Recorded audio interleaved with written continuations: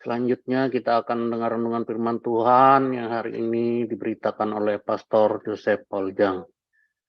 Siap-siap sebagai lektor.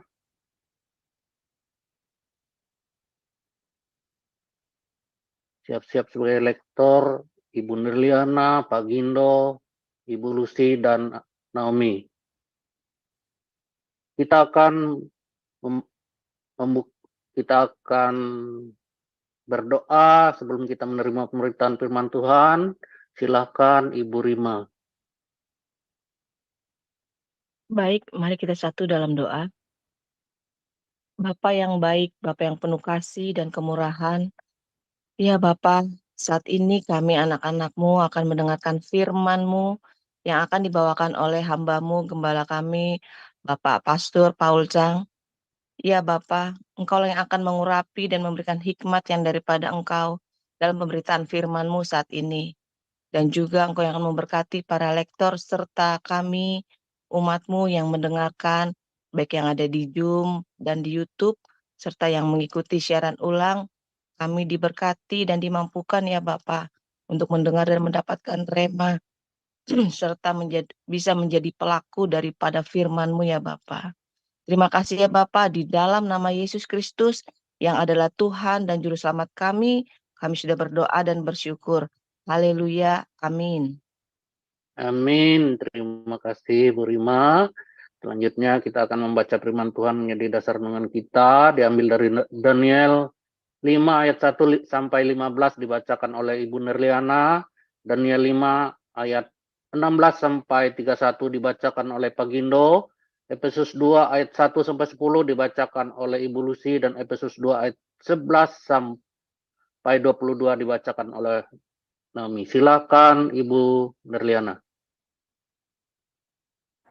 Baik, terima kasih Pak Enardo. Salam Pak Enardo. Salam. Indika. Salam Pastor Paul, Bu Ana, dan Bapak Ibu semua yang ada di Zoom dan di YouTube. Dan salam untuk saudara kami yang nonton kembali siaran kita hari ini. Puji Tuhan, kembali kita melanjutkan pembacaan firman Tuhan dari kitab Daniel 5 ayat 1 sampai 30. Saya bacakan sampai ayat 15. Demikian firman Tuhan.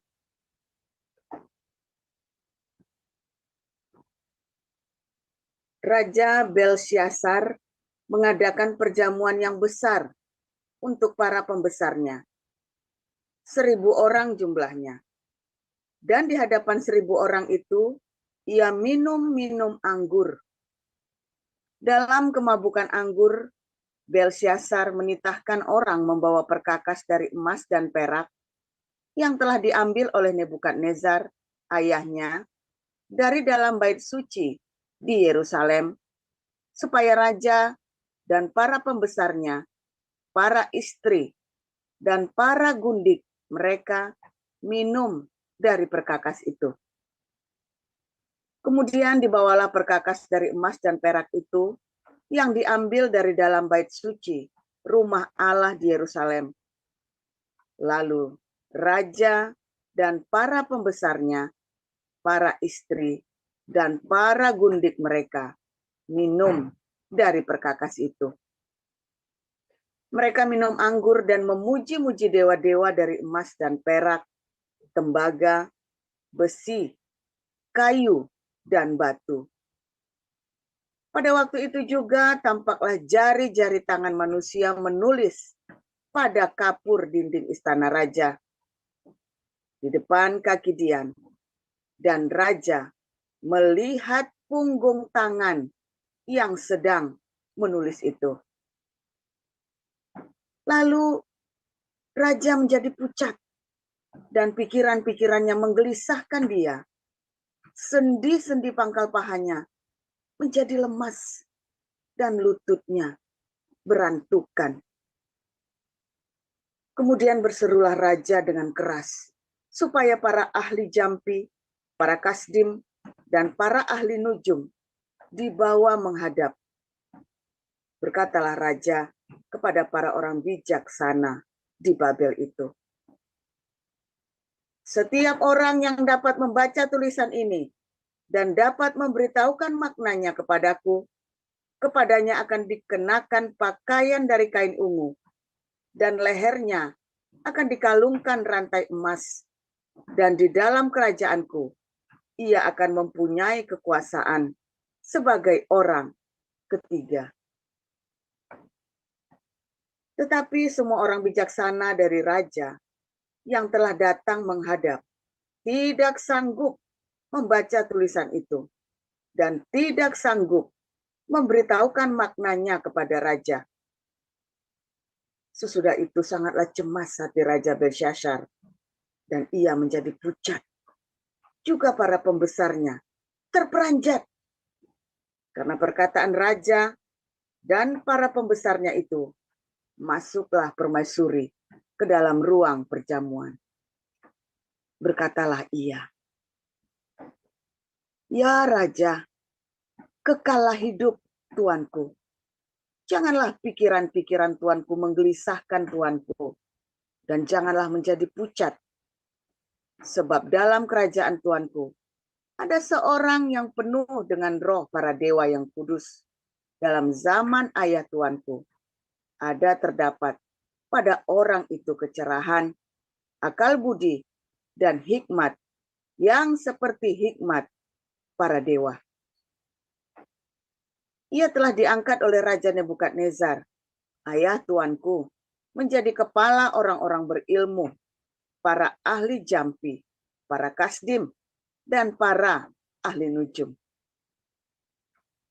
Karena pada orang itu terdapat roh yang luar biasa, dan pengetahuan, dan akal budi, sehingga dapat menerangkan mimpi, menyingkapkan hal-hal yang tersembunyi, dan menguraikan kekusutan, yakni pada Daniel yang dinamai Beltsasar oleh raja.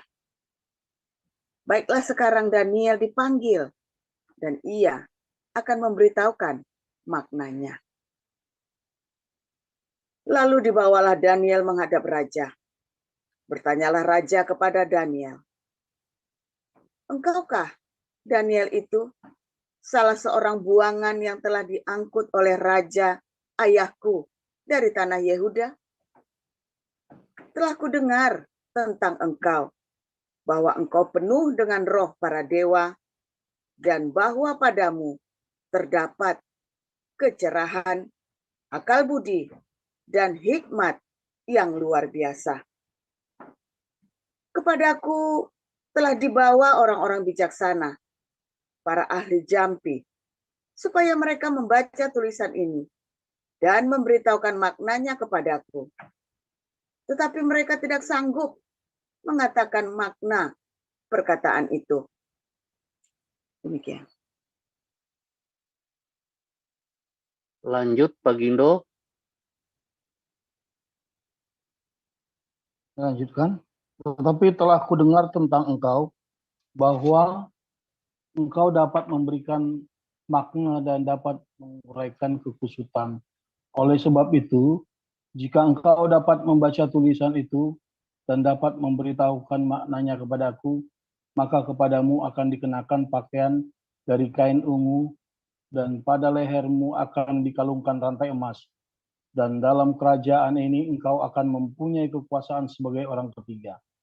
Kemudian Daniel menjawab raja, "Tahanlah hadiah Tuanku, berikanlah pemberian Tuanku kepada orang lain.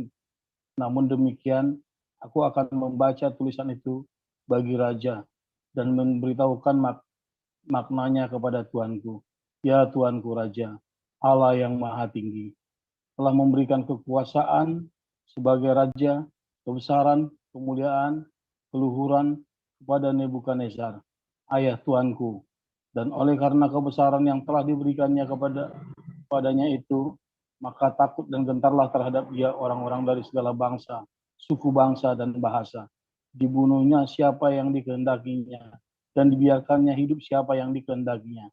Ditinggikannya siapa yang dikehendakinya, dan direndahkannya siapa yang dikehendakinya.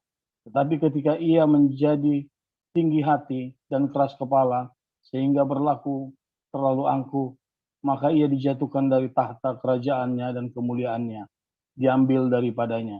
Ia dihalau dari antara manusia dan hatinya menjadi sama seperti hati binatang, dan tempat tinggalnya ada di antara keledai hutan.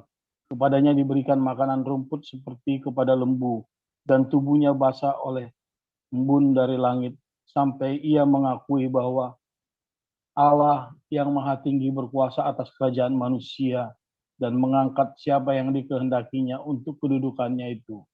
Tetapi tuanku Belshazzar anaknya tidak merendahkan diri, walaupun tuanku mengetahui semuanya itu.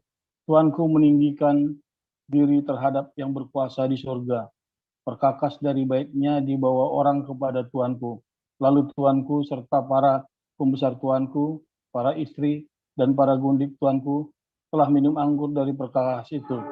Tuanku telah memuji-muji dewa-dewa dari perak dan emas, dari tembaga, besi, kayu, dan batu, yang tidak dapat melihat atau mendengar atau mengetahui.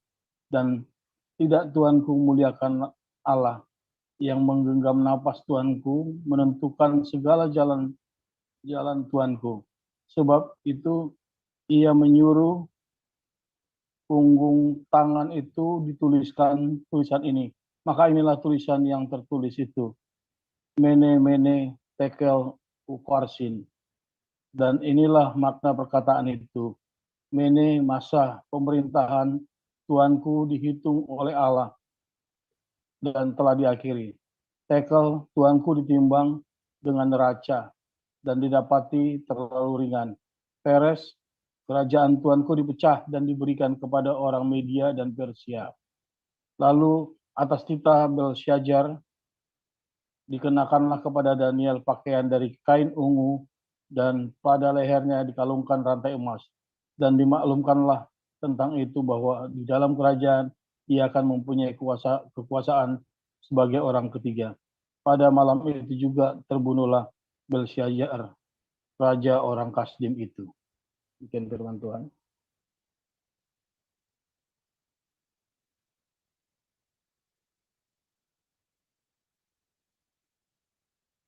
Lanjut, Bu Lucy.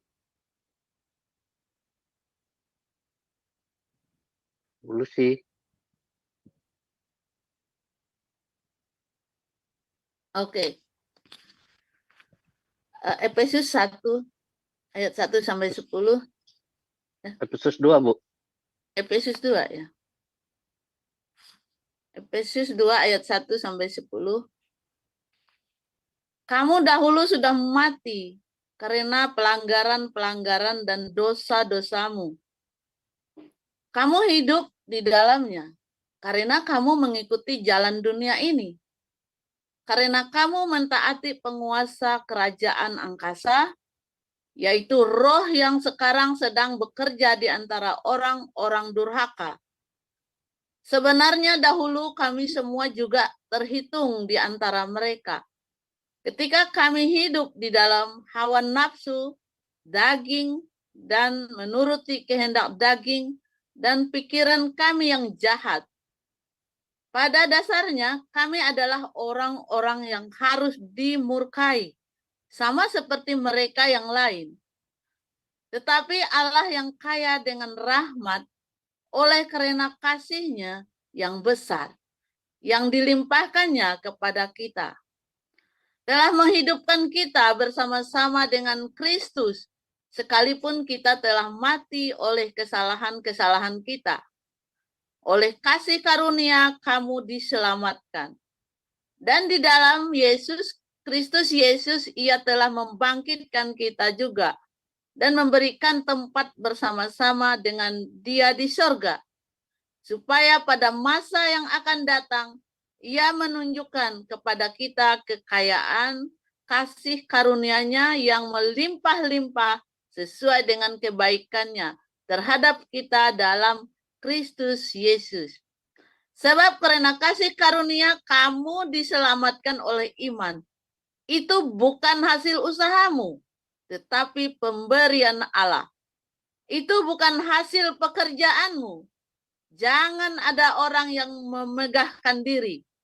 Karena kita ini buatan Allah, diciptakan dalam Kristus Yesus untuk melakukan pekerjaan baik yang dipersiapkan Allah sebelumnya. Ia mau supaya kita hidup di dalamnya. Demikian pembacaan firman Tuhan. Terima kasih Pak Gindo. Amin. Lanjut, Naomi, silahkan. Baik, saya akan melanjutkan. Karena itu ingatlah bahwa dahulu kamu sebagai orang-orang bukan Yahudi menurut daging yang disebut orang-orang tak bersunat oleh mereka yang menamakan dirinya sunat, yaitu sunat lahiriah yang dikerjakan oleh tangan manusia. Bahwa waktu itu kamu tanpa Kristus tidak termasuk kewargaan Israel dan tidak mendapat bagian dalam ketentuan-ketentuan yang dijanjikan. Tanpa pengharapan dan tanpa Allah di dalam dunia. Tetapi sekarang di dalam Kristus Yesus kamu yang dahulu jauh sudah menjadi dekat oleh darah Kristus. Karena dialah damai sejahtera kita yang telah mempersatukan kedua pihak dan yang telah merubuhkan tembok pemisah, yaitu perseteruan.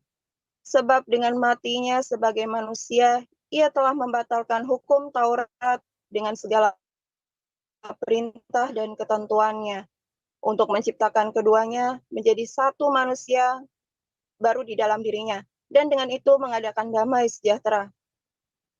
Untuk memperdamaikan keduanya di dalam satu tubuh dengan Allah oleh salib, dengan melenyapkan perseteruan pada salib itu. Ia datang memberitakan damai sejahtera kepada kamu yang jauh, dan damai sejahtera kepada mereka yang dekat. Karena oleh Dia, kita kedua pihak dalam satu roh beroleh jalan masuk kepada Bapa. Demikianlah kamu bukan lagi orang asing dan pendatang, melainkan kawan sewarga dari orang-orang kudus dan anggota-anggota keluarga Allah, yang dibangun di atas dasar para rasul dan para nabi, dengan Kristus Yesus sebagai batu penjuru. Di dalam Dia tumbuh seluruh bangunan, rapi tersusun, menjadi bait Allah yang kudus di dalam Tuhan. Di dalam Dia, kamu juga turut dibangunkan menjadi tempat kediaman Allah di dalam Roh. Amin. Amin. Untuk firman Tuhan, terima kasih para lektor, Ibu Nerliana, Pak Gindo, Ibu Lucy, Naomi. Kita akan mendengar pemberitaan renungan firman Tuhan. Hari ini temanya Mene-Mene Tekel Uparsin. Silahkan Pastor Joseph Pauljang. Ya, minta tolong ditampilkan Efesus 2 ayat 8, 9, dan 10. Kasih warnanya beda-beda ya.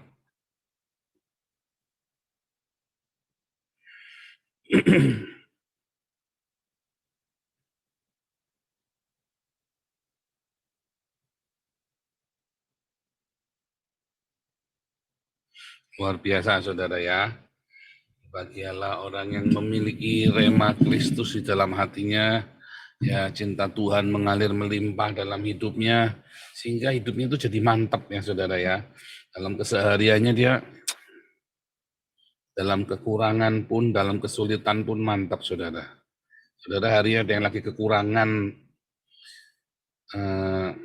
kebutuhan sehari-hari, lagi dikejar-kejar hutang, Anda yang lagi dalam pencobaan yang luar biasa, ya, saudara, kalau saudara sudah kembali datang pada Tuhan Yesus, ya, dan Anda sudah melakukan pembaharuan dengan Tuhan Yesus, tenang saudara, masa-masa itu ada batasnya, ya, padang gurun itu ada batasnya.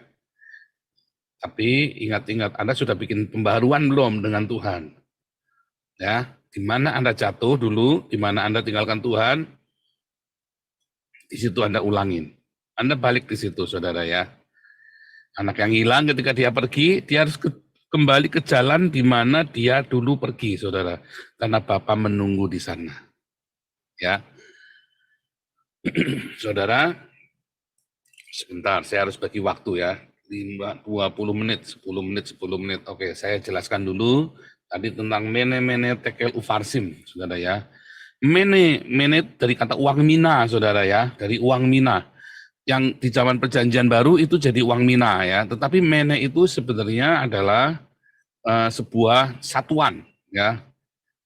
Sebuah satuan, karena uang itu dulu bukan uang dicetakin 5.000, 1.000, bukan begitu saudara ya, tapi berat.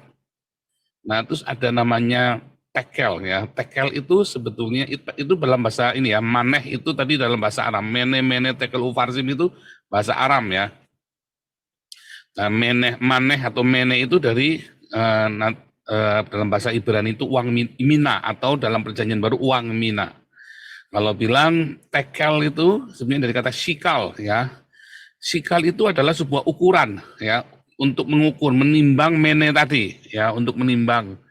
Maka kalau bilang mene tekel artinya menimbang menimbang uang mina itu tadi, saudara. Nah, tekel itu sekarang jadi shikal, mata uangnya Israel itu ya, tekel. Satu tekel, nah satu shikal. Sekarang itu pakainya shikal ya. Mata uang Israel itu pakai shikal, saudara ya. Nah, nanti kalau Anda yang ke Israel, waktu pulang bawa shikal disimpan, saudara ya. Nanti Anda konversi kira-kira segitu, saudara ya. Shikal itu ya, konversi dengan emas. Dan nanti bisa menghitung berapa shikal. Itu mene tekel ya, berarti dihitung, diukur. Kenapa uang yang diukur, saudara? Wah, ini dia, saudara. Kenapa itu menghitung uang? Lalu ufarsim, ya, dan dibagi. Ya, mene tekel ufarsim, ya, uang mina yang diukur dan kemudian dibagikan, saudara. Itu harta yang dibagikan. Lalu di situ dikatakan bahwa antara perbuatan baikmu dengan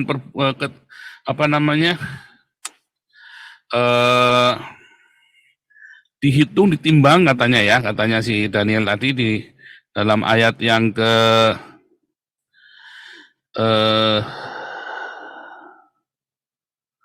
27 ya. Ya, tuanku ditimbang dengan neraca dan didapati terlalu ringan.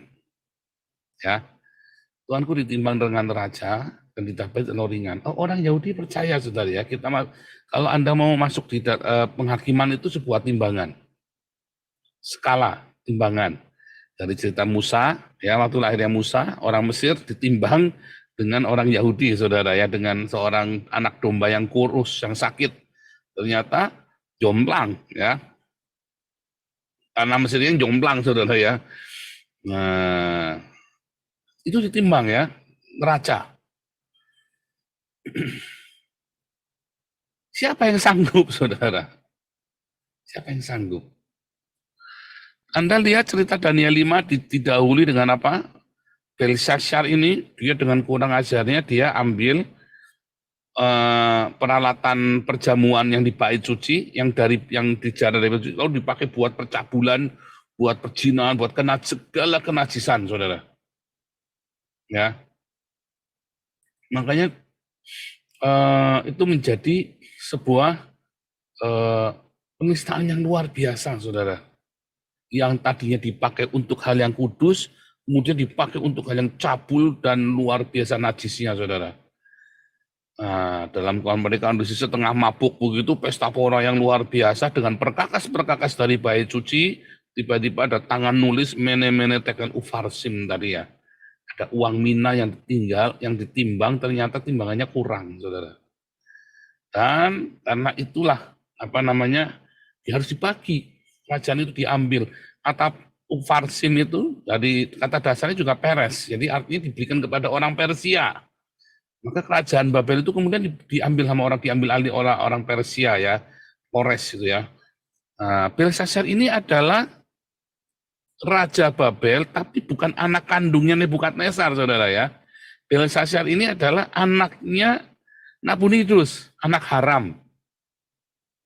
Ya, jadi rupanya si permaisurinya ini selingkuh sama si Nabonidus. Kalau Anda baca dalam sejarah, ya di dalam sejarah Susan Wise itu ya, Susan Wise Power, sejarah dunia ya, dan di beberapa catatan sejarah. Yang bapak aslinya Belshazzar itu bukan Nebukadnezar, tapi Nabonidus, yang kemudian jadi nenek moyangnya Muhammad itu, saudara ya. Kalau kisah Muhammad itu ada, maka sebetulnya bapaknya Belshazzar ini, si Nabonidus ini, waktu Belshazzar dibunuh, Maka si bapaknya Belsasar yang namanya Nabonidus, yang panglima sebenarnya adalah panglimanya Nebukadnezar, kemudian dia pergi ke eh, ke ke daerah Paran, ke daerahnya orang-orang Ismail. Orang Ismail digenosida, saudara, ya, habis mati semua. Disitulah lahirnya orang Nabatean. Jadilah ada yang namanya Adnan. Adnan itu kakek ke-21-nya Muhammad. Nah itu ya, Adnan. Nah itu saudara ya, itu ceritanya, singkat cerita. Nah, saya mau menggarisbawahi kata mene tekel ufarsim itu tadi ya. Uang mina yang ditimbang dan kemudian dibagikan, saudara.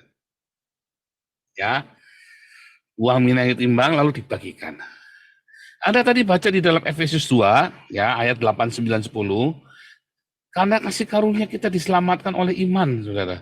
Bukan hasil usahamu, tetapi pemberian Allah. Apakah segala perbuatan baik kita itu bisa membawa kita kepada keselamatan, saudara? Enggak, saudara. Segala perbuatan baik kita tidak membawa kita kepada keselamatan. Lalu kenapa kita harus melakukan perbuatan baik, saudara? Nah, kita selamat bukan karena kita bikin baik, saudara. Jadi salah. Banyak orang menyalahartikan tindakan kita ini. Banyak YouTuber tamak serakah, pendeta-pendeta tamak serakah. Oh sorry, kita tidak diselamatkan karena kita berdiakonia. Ini pendeta-pendeta ngajari sesat, jemaat yang ngajari masuk neraka, saudara. Salah, saudara ya. Bukan karena Anda berdiakonia, Anda masuk surga. Bukan. Anda harus menerima sampai kapanpun ditimbang tadi, nggak akan cukup timbangannya. Kalian orang-orang Islam yang mengandalkan amal soleh sehingga Anda bisa masuk surga dengan timbanganmu yang baik, nggak akan pernah cucuk timbangan itu, selalu jomplang, saudara. Nggak akan pernah bisa. Makanya, saudara ya, mereka juga tahu, ya, mereka juga tahu bahwa sama seperti Paulus ya, bahwa mereka itu memang menuju ke dalam neraka, saudara. Ya, sama seperti yang ditulis Paulus, semua manusia telah berbuat dosa, telah kehilangan kemuliaan Allah. Upah dosa adalah maut. Roma 3 ayat 23, Roma 6 ayat 23. Itu kemudian disalin ulang oleh Muhammad, saudara ya, dalam surat Maryam berapa? 71 ya. Mereka itu menuju ke neraka. Semua manusia menuju ke neraka, saudara. Mereka juga tahu. Lalu kata mereka, nanti kalau sudah disucikan, ya kalau mereka percaya kepada Allah, pada Muhammad, nanti diangkat. Padahal Allahnya juga nyeblung juga ke neraka, saudara. Allahnya mereka juga masuk neraka bareng-bareng sama mereka, masalahnya. Nggak bisa keluar. Ya kan? Wahyu 20, maka iblis, si penyesat, ular tua, penyesat yang menyesatkan seluruh dunia itu, kemudian dilempar ke dalam perapian yang menyala-nyala. Nggak bisa keluar lagi, saudara ya. Nggak bisa keluar lagi. Lalu mereka selama kekalahan mereka nggak bisa keluar. Bagaimana mau menyelamatkan? Walaupun kamu telah bersyahadat kepada Muhammad, Nabi itu dan kepada Allah, nggak bisa keluar, saudara. Tetapi Anda yang percaya kepada Tuhan Yesus, ya, Anda tidak akan melalui penghakiman itu, karena Anda dibenarkan oleh darah Yesus, saudara. Kita dibenarkan, ya, oleh kasih karunia itu, oleh iman kita kepada Tuhan Yesus. Para nabi di zaman Israel kuno, mereka, orang-orang Israel kuno yang percaya kepada Torah, orang-orang Yahudi hari ini yang percaya kepada Torah, selamat, saudara. Karena iman kepada Torah. Ya, Abraham itu dibenarkan karena iman, saudara ya, Roma 5 ya. Karena iman kepada Torah itu, saudara, dibenarkan bukan karena perbuatan. Dibenarkan dulu, saudara. Lupa kalau gitu tak bikin dosa saja yang banyak, maka Anda tidak beriman. Banyak orang salah mengerti. Dia pikir kalau gitu aku tak percaya saja, terus aku tak bikin dosa. Namanya Anda tidak beriman. Kalau Anda beriman, ya, kalau Anda beriman, maka Anda tidak bikin dosa lagi, saudara. Karena Anda tidak beriman, Anda tidak percaya. Mengapa orang bisa punya iman? Karena dia dengar logos, saudara. Dengar logos yang tertulis. Pemberitaan dari saya, pemberitaan dari teman-teman yang memberitakan Injil. Terus Anda percaya, ya, terus Anda dengar, dan memang hati Anda ada cinta. Cinta itu bangkit, klop. Roh Kudus itu bekerja, lalu Anda bisa percaya, saudara. Iman timbul dari rema. Apakah rema? Rema adalah logos ditambah cinta. Ya, itu rumusnya ya, itu semua Alkitabiah, semua ada semua. Anda harus ikuti pelajaran-pelajaran sebelumnya. Nah, karena iman itu, Anda mendengar, logos ditambah cinta jadilah rema, rema jadilah iman, iman itu yang membuat kamu diselamatkan. Dan itu bukan hasil usaha, tapi pemberian. Bukan hasil pekerjaan. Ya, jangan ada orang memegahkan diri, oh karena saya sudah bikin baik, maka saya selamat. Oh enggak, saudara. Oh karena saya sudah diakonia, maka saya selamat. Oh enggak, saudara. Enggak, ya saudara. Itu bukan bikin baik. Karena ada ayat yang ke-10, karena kita buatan Allah. Ketika Anda percaya kepada Yesus, Anda ditebus.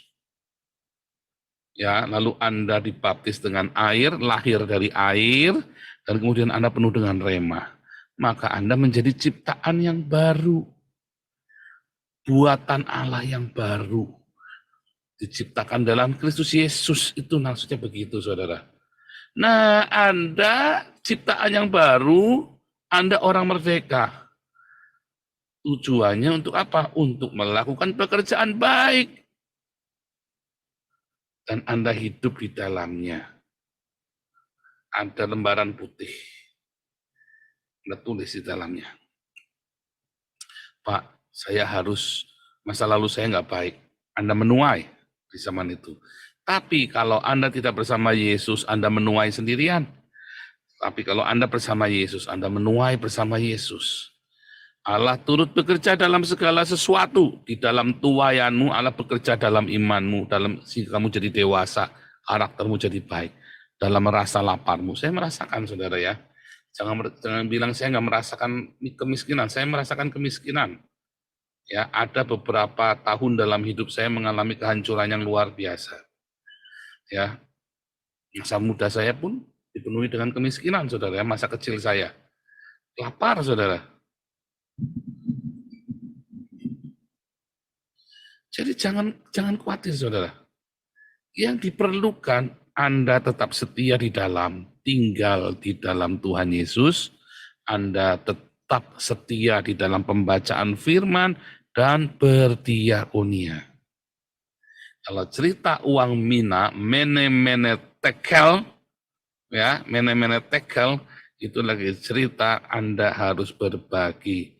Mene tekel ufarsim artinya juga Anda menimbang ukuran dan Anda membagi, saudara. Kalau Anda ukurannya kecil banget, timbanganmu kecil banget,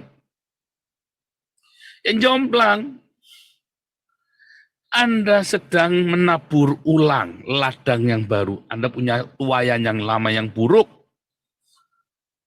Anda tuai. Tapi Anda harus menabur yang baru, saudara. Anda diberi lahan yang baru. Yang lama enggak apa-apa. Misalnya, Anda memikul ya sisa hutang di masa lalu. Enggak apa-apa. Ada kesalahan-kesalahan lalu, saya sudah ajarin caranya. Jual, jangan punya cicilan, saudara. Hidupmu akan enak kalau kamu tidak punya utang. Hidupmu sederhana, jangan bergaya hidup mewah. Hindari gereja-gereja yang pendetanya mewah-mewah, karena Anda jadi kepengen ngiler-ngiler, saudara. Di sini,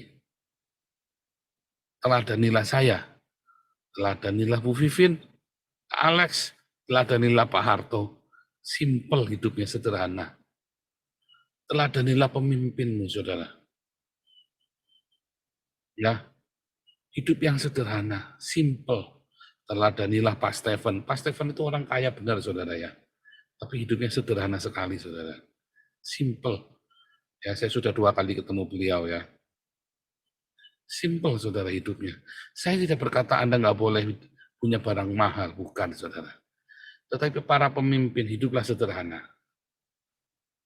Supaya ya orang-orang, saudara-saudara yang dalam komunitas kita nggak ngiler-ngiler, saudara, ngejar gaya hidupmu, saudara. Ya, usahakan gaya hidup yang sederhana. Ya, saudara ya. Dan di dalam kesederhanaanmu, berdiakonialah. Karena cerita uang mina, cerita tentang talenta kan. Kalau dalam Lukas 19, itu cerita tentang uang mina, saudara ya. cerita uang mina, ya, itu adalah sebuah uang mina yang diinvestasikan. Itulah diakonia tadi, saudara. Mina, mene, tekel, farsin, dibagikan. Pak, saya miskin sekali. Tetaplah menabur. Itulah taburanmu di lahan yang baru. Itu akan subur. Kalau kamu menabur sedikit, kamu akan tuai sedikit. Kamu menabur banyak, kamu akan tuai banyak. Apa Pak sedikit banyak? Saya uangnya sebulan cuma penghasilannya 500.000. Naburan 50.000. Pak, saya kadang-kadang ada, kadang-kadang nggak ada. Bulan ini saja nggak ada uang masuk sama sekali. Ya enggak usah. Kamu punya makan, kamu tahu ada orang lebih susah dari kamu, bagi sama dia. Serius, saudara ya. Itu saya ajarkan kepada anak saya, dan kita disiplin sekeluarga.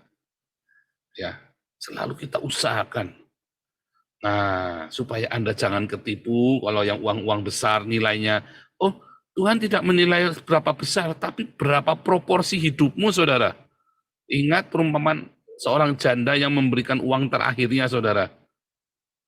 Proporsi hidupmu, bukan rupiahmu, saudara. Hati-hati, saudara ya. Jangan sembarangan. Keikhlasan dan proporsi hidupmu, saudara. Makanya nggak heran banyak orang dari nol, dari minus, tiba-tiba Tuhan angkat sampai berlimpah-limpah. Jangan heran, saudara. Karena apapun yang kamu tabur, kamu akan tuai. Di lahan yang baru ini. Di lembaran lahan yang subur yang baru ini. Masa lalumu, nggak apa-apa, saudara. Nikmati bersama Tuhan. Pikul itu sebagai salib yang harus kamu pikul. Ya, Anda yang baru lahir baru, yang baru bertobat, yang baru menerima Yesus, Anda punya masa lalu juga, nggak apa-apa, pikul. Itu adalah proses dalam hidupmu. Di dalam, mungkin di dalam masalah keluargamu, atau kamu di dalam masalah sakitmu, dalam masalah keuanganmu, sabar. Setahun, 2 tahun, ya, maksimum 4 tahun, saudara. Kalau nurut, kalau nggak nurut, diundur lagi. Saya nurut, saudara ya. Saya tuh 4 tahun maksimum. Serius ya, kalau Anda taat, masa menuai masa lalu itu hanya 4 tahun padang gurun itu. Dan itu akan membuatmu kuat. Kalau nurut. Hidup di dalam cinta. Hidup dengan berdiakonia, bersedekah. Jangan takut, saudara. Dalam mepet pun bersedekah. Sedikit pun berbagi, saudara. Apa berbagi? Bagus ada, saudara. Kami pun berbagi. Nah, kalau itu uang yang jumlah besar, kita lewatkan ke Damaris Bun Pagi, supaya sama-sama kontrol. Ada yang jaga uang itu, tidak sembarangan, diumbar-umbar, dan Anda nggak ketipu, saudara. Sebab kalau Anda umbar-umbar sendiri, ada yang sudah mengemis sana sini, ya dia hidupnya jauh lebih makmur dari Anda, dari hasil sedekahmu. Anda tidak menabur di tanah yang subur. Ya, taburan Anda harus bertanggung jawab loh dengan uang minamu loh, saudara. Ukur, tekel, dan farsim dibagikan, saudara. Uang itu. Supaya jangan iblis yang membaginya. Wah, ini dia nih. Masalahnya dengan Belshazzar tadi, Raja Babel tadi, adalah iblis yang membaginya, saudara. Dia berbuat yang sangat jahat. Ya, maka Allah membiarkan iblis itu membagi kerajaannya hancur. Padahal orang tuanya, ya, orang tua yang bukan orang tua kandungnya, Nebukadnezar seorang penyembah Yehova, saudara. Tetapi karena anaknya ya pagan, ikut sama ibunya, ikut sama Nabonidus juga penyembah pagan, penyembah bulan sabit, saudara. Maka dia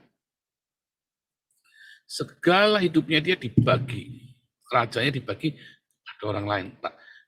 Tapi kalau Anda dibagi oleh Tuhan, makin dibagi makin banyak. Minyaknya tidak akan habis, tepungnya tidak akan habis. Ya, ingat janda di Sarfat, bagi tepungnya untuk Nabi Elisa dan minyaknya nggak habis-habis. Ingat buli-buli minyak dalam buli-buli janda Nabi itu zamannya Elisa, ya.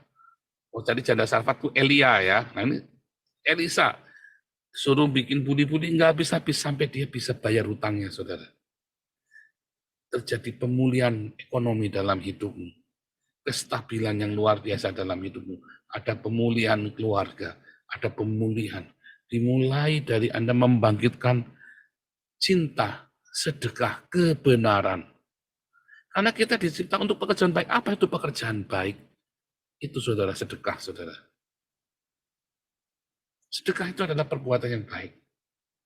Ya. Melakukan sedekah, charity, cinta, pengampunan, itu semua sedekah, saudara. Anda nggak punya uang, Pak, tapi Anda bisa mengampuni musuhmu setidaknya. Tapi jangan buat alasan, Pak saya nggak mau punya uang, Pak, Anda duitnya banyak yang minta ampun, Pak saya sedekahnya sudah mengampuni musuh, Pak. Oh iya, hartamu juga.